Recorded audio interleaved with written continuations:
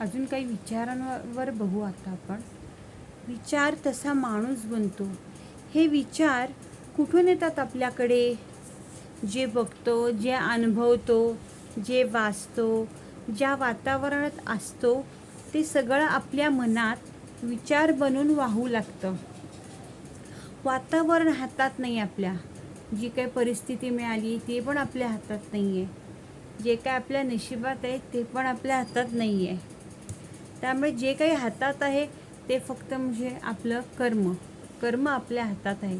आणि मग हे कर्म कसं तयार होतं किंवा कर्म आपण करतो कशामुळे? तर जे आपले विचार असतील तसे आपली कर्म घडतात आपल्याकडून. त्यामुळे विचार किती महत्त्वाचे लक्षात आलं असेल तुमच्या. कर्म जी एकदा घडली की कर्मामुळे पुढची आपल्याला फळं मिळणार आहेत. कर्मफळामुळे आपलं पुढचं भविष्य जे काही तयार होणार आहे, आपलं आयुष्य तयार होणार आहे. जी काही पूर्वी आपण कर्म केलेली आहेत त्याची फळं म्हणून आपण आजचं आयुष्य बघत आहोत. त्यामुळे विचार शेवटी आपण कुठं पोचतो? विचारांकडे पोचतो. म्हणजे विचार बनतील तशी आपली कर्म बनणार, कर्म असतील तशी आपली कर्मफळं असणार आहे.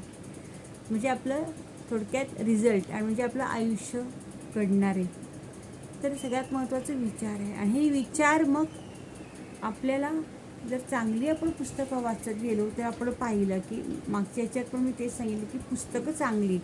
तर सगळ्यात मोठं आता पुस्तक कुठलं आहे? पहिलं जर आपण बेसिक आपण बघायला गेलो बेसला कुठलं पुस्तक आहे आपलं की जे आपले विचार बनवतं, विचार बनवू शकेल चांगलं, किंवा आपल्याला डिसिजन पॉवर देईल आपल्याला, किंवा एक श्रद्धा भाव भक्ती हे आपल्यात वाढीस लागेल, किंवा सत्कर्माची आपल्याला इच्छा होईल आणि योग्य मार्गदर्शन मिळू शकेल असं कुठलं पुस्तक आहे? तर माझ्या मताने आता हे भगवद्गीता हे सगळ्यात असं पुस्तक आहे आता अनेक वर्षांपासून की जे आपल्याला मार्गदर्शन करत आले आणि करते आणि करत राहील.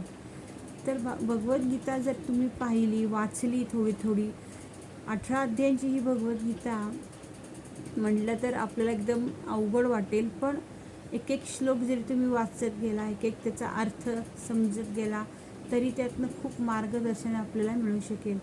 तशीच असे अनेक पुस्तकं आहेत आपल्याकडे, ती तुम्ही शोधा आणि ती वाचा. रोजच्या रोज ती वाचनात ठेवा, ज्यामुळे आपली बुद्धी तयार होईल आणि बुद्धी मग आपल्याला आपल्या मनाला मार्गदर्शन करत राहते रोजच्या रोज. प्रत्येक वेळा कोणतरी आपल्याला सांगायला नसतं काय कर आणि काय करू नको, तर बुद्धीच आपलं मार्गदर्शन करत असते. आजपर्यंत जे काही आपण केले, जे काही वाचले त्या गोष्टीच आपल्याला उपयोगी पडतात.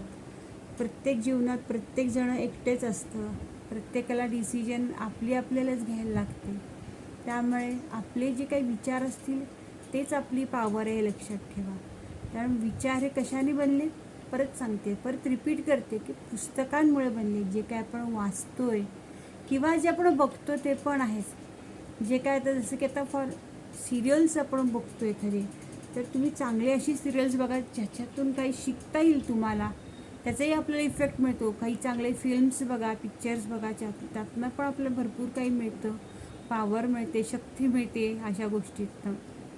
अशा गोष्टीच आपण जर केल्या तर खूप शक्ती मिळेल आपल्याला आणि आपले विचार बदलतील. एकदा विचार बदलले की मग आपण आपोआप आपल्या कर्माची ती शक्ती मिळते, त्या मार्गावर चालायची ताकद मिळते. आपण एखाद्या गोष्टी अवघड वाटत जरी असेल ती सोपी होऊन जाते आणि आपलं मार्गदर्शन होत जाईल आणि मग त्या पद्धतीने पुढं आपल्याला लोक पण भेटत जाईल. सगळी गोष्टी अशी एकमेकांच्यात बांधलेली आहेत. त्यामुळे विचार सगळ्यात महत्त्वाचे आहेत. आता पुढं आपण ह्या विचारांच्या वरतीच अजून काही पुढे ध्यानाबद्दल पण बोलायचं. हे सगळं मन, विचार, ध्यान, तिन्ही गोष्टी एकमेकांशी सगळ्या जोडलेल्या आहेत. ते पुढच्या याच्यात आपण पाहू.